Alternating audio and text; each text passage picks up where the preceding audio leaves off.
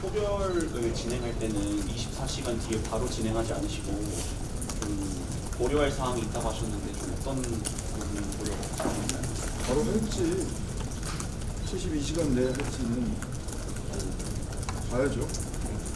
다 아시잖아요. 예, 그때 판단을 해야 되는데 저희는 뭐 당연히 가결을 목표로 하고 있기 때문에 가결될 수 있을 것인지에 대한 판단을 정무적 판단을 그때 해야 될 것 같습니다. 어제 저희 개혁신당의 이준석 의원이 여당 소속 의원들에게 탄핵 찬성 의사를 개별적으로 확인한 바가 있습니다.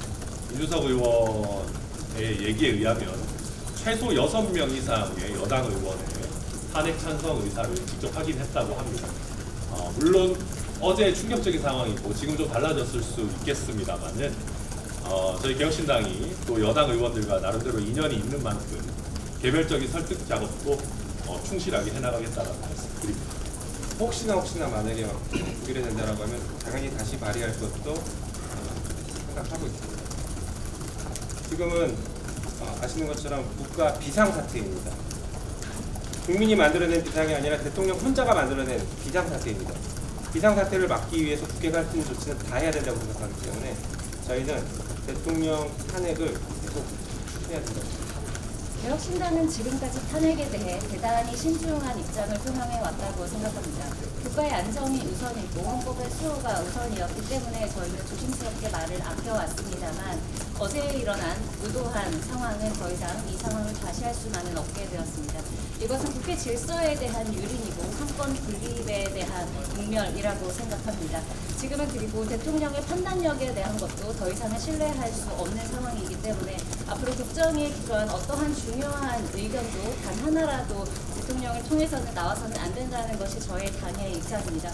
저희는 야당과 연합하여 국정을 새롭게 정상화시키고 국회의 위엄을 지키기 위해 최선을 다하도록 하겠습니다. 미디어 오늘 나와주세요.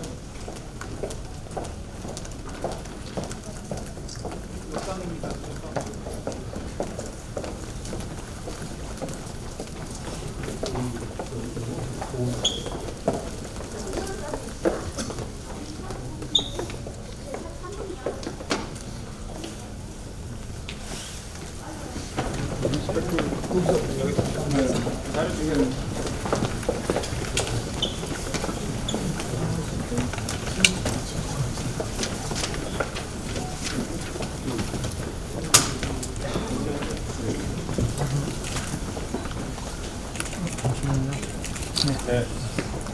방금 저희 6개 야당은 대통령 윤석열에 대한 탄핵안을 발의했습니다. 야당 의원 전체 191명이 모두 다 서명해서 발의했고 탄핵 사유로는 잘 아시는 것처럼 어제 오늘 있었던 이 위헌적이고 위법한 계엄과 그 과정에서 있었던 내란 행위에 대해서 도저히 이대로 묵과할 수 없다라고 생각했고 더 이상 민주주의가 무너지는 것을 방치할 수 없다. 더 나아가서 국민의 생명과 안전을 지켜야 한다는 그런 의무감으로 긴급하게 탄핵안을 준비해서 발의했습니다.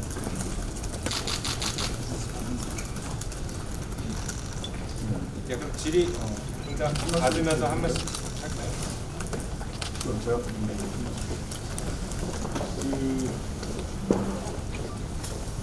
이번 주말을 넘기면 이번 주말까지 가게 되면 우리 국민들이 이번 주말 어디를 향해 촛불을 들지 그리고 여기에서 상식적이고 논리적이고 이성적인 판단을 하는 상태이지 않은 것으로 보이는 대통령이 우리가 상상할 수 없는 또 어떤 대응을 할지 걱정됩니다. 따라서 즉각 직무를 정지시키고 이럴 때일수록 정치권이 주도적으로 이 문제를 해결해야 국민들이 희생을 막을 수 있다라고 하는 절박한 사명감을 가지고 있습니다. 비정상적인 상태에서 의사결정을 하는 군 통수권자를 한 1분이라도 빨리 동작 그만 시키는 것이 우리 공동체에 가장 필요한 일이라고 생각합니다. 질의응답을 받으면서 말씀을 이어가시면 질의응답 질문 있으면 해주시죠. 수석님, 이번 지금 발의를 하셨고 이제 자정이 지나고 바로 본회의에 보고를 하시는 방침을 들었는데요. 그러면 표결일 24시간 지나서 6일 0시 1분에 바로 하시는 건지? 그 과정과 절차를 간단히 설명을 좀 드리겠습니다. 오늘 지금 발의를 했기 때문에 발의 이후에 첫 번째로 열리는 본회의, 다시 말해서 5일 새벽에 열리는 본회의에 00시 01분 무렵쯤에 본회의가 열릴 텐데요. 이때 보고를 합니다. 그러면 보고될 때로부터 24시간 이후 72시간 이내에 표결을 하도록 되어 있습니다. 다시 말해서 6일 새벽 00시 02분부터는 표결이 가능한 상태입니다. 다만 표결을 그때 할지 그거보다 조금 더 늦게 할지는 상황에 따라서 여기 계신 의원님들과 같이 상의해서 결정하겠습니다. 첨언하신 말씀. 지금 탄핵 발의와 관련해서 또 시민사회 노동계 심사차 그 부분에서 정치권이 이 헌법적 절차를 통해서 빠르게 진행하는 것이 필요하다고 생각하고요. 그렇지 않을 경우에는 다시 한번 공권력 부분에 해서 민주노총의 지금 총파와 용산 행진에 물리적인 충돌이 발생할 수 있습니다. 그런 부분에서 국민들이 지켜봐 주시고 국민들이 안전한 가운데서 우리 국회와 정치권에서 책임 있게 탄핵 절차와 그다음에 내란 선동과 행위에 대해서 대한민국의 안정성을 찾는 그 노력이 시급하게 진행돼야 된다고 생각해서 이렇게 의견들이 다 모아졌다고 질문 또 탄핵 사유로 내란죄 말씀하셨는데 어떤 사유를 하시는지랑 가장 중점적으로 보고 계십니까?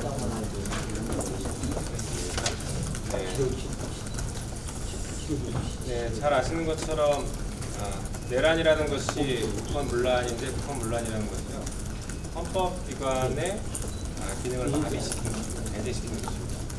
어제 비상계엄 선포한 이후에 아마 기자님들도 다 깜짝 놀라셨을 거고 전국민들 다 깜짝 놀라셨을 텐데요. 국회의원들도 깜짝 놀라서 국회로 곧바로 달려왔습니다. 뉴스를 보자마자, 소식을 듣자마자. 그런데 군과 경이 국회를 감싸고 국회의원들이 표결하러 들어오는 것을 막았습니다.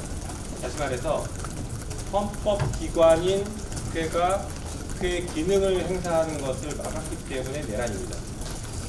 혹시 계엄에서 포고령 1호에서 국회 기능을 정지시킨다라는 표현이 있기 때문에 포고령에 따른 거 맞는 거 아니야 라고 오해하실 수도 있겠지만 우리 헌법과 계엄법에는 국회의 기능을 정지시킬 수가 없습니다. 계엄은.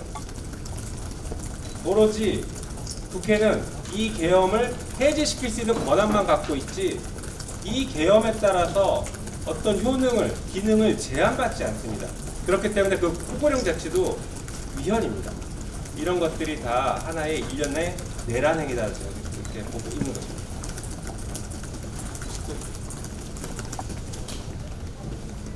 또 질문 있으십니까? 표결을 진행할 때는 24시간 뒤에 바로 진행하지 않으시고 고려할 사항이 있다고 하셨는데 좀 어떤 부분 고려하셨나요? 바로 했지. 72시간 내에 할 수 있는 봐야죠. 다 아시잖아요. 예, 그때 판단을 해야 되는데 저희는 뭐 당연히 가결을 목표로 하고 있기 때문에 가결될 수 있을 것인지에 대한 판단을 정무적 판단을 그때 해야 될 것 같습니다. 네, 한번 해주십시오.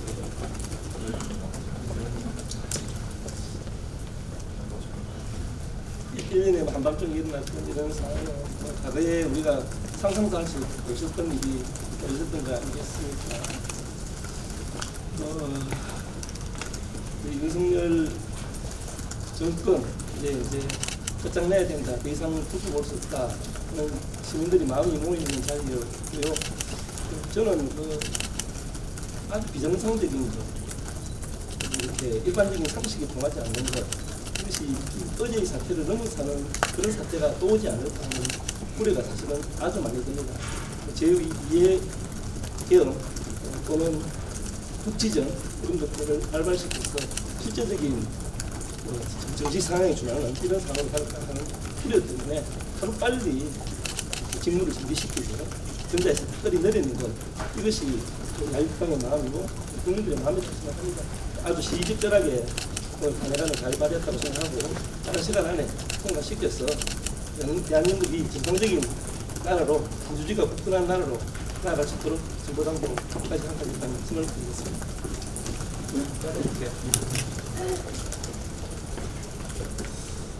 예, 우선 우리가 윤석열이라는 인물이 하다하다 이런 정신 나간 짓까지 하게 될 거라고는 정말 몰랐습니다. 그래서 대통령을 탄핵한다는 것은 그게 유쾌한 일은 아닙니다.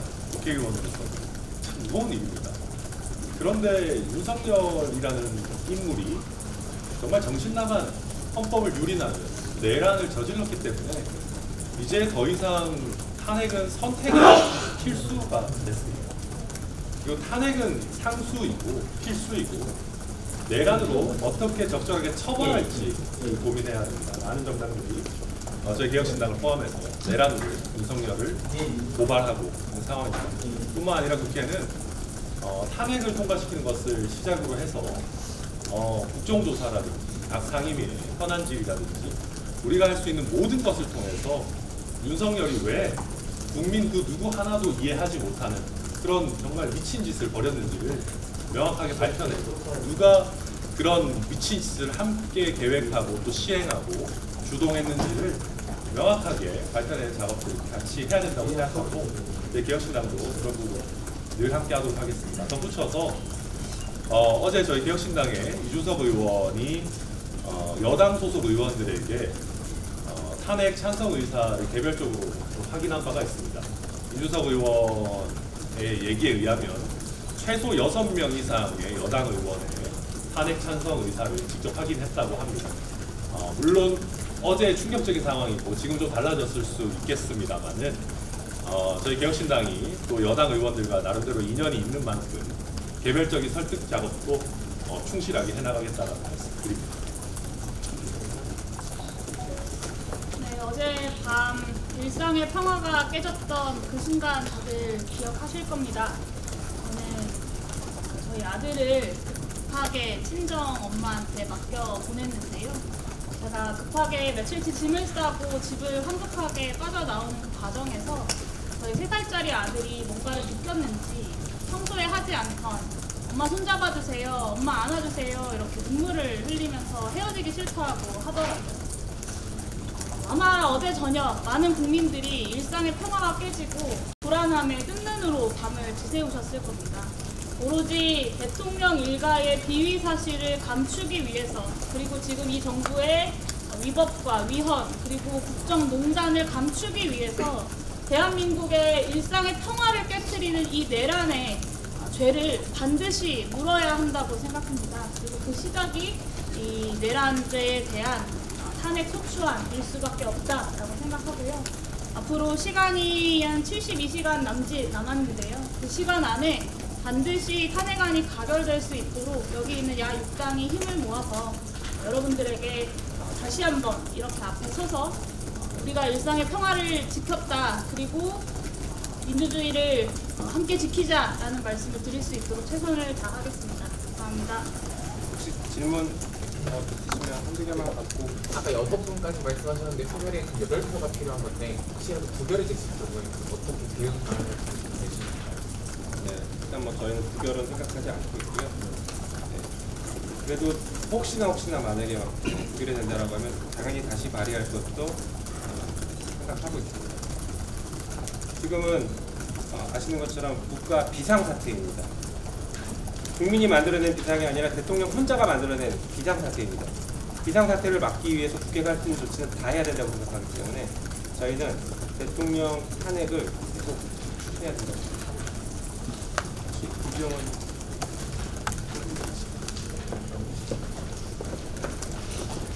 개혁신당 이정입니다. 개혁신당은 지금까지 탄핵에 대해 대단히 신중한 입장을 표명해 왔다고 생각합니다.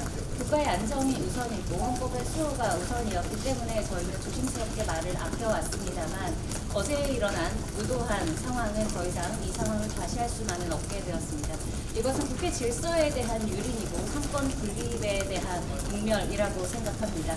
지금은 그리고 대통령의 판단력에 대한 것도 더 이상은 신뢰할 수 없는 상황이기 때문에 앞으로 국정에 기초한 어떠한 중요한 의견도 단 하나라도 대통령을 통해서는 나와서는 안 된다는 것이 저희 당의 입장입니다. 저희는 야당과 연합하여 국정을 특히 정상화시키고 국회의 위엄을 지키기 위해 최선을 다하도록 하겠습니다. 네, 이 정도 맞춰도 되겠죠? 감사합니다. 고맙습니다. 감시 고생하셨습니다. 고생하셨습니다. 감사합니다.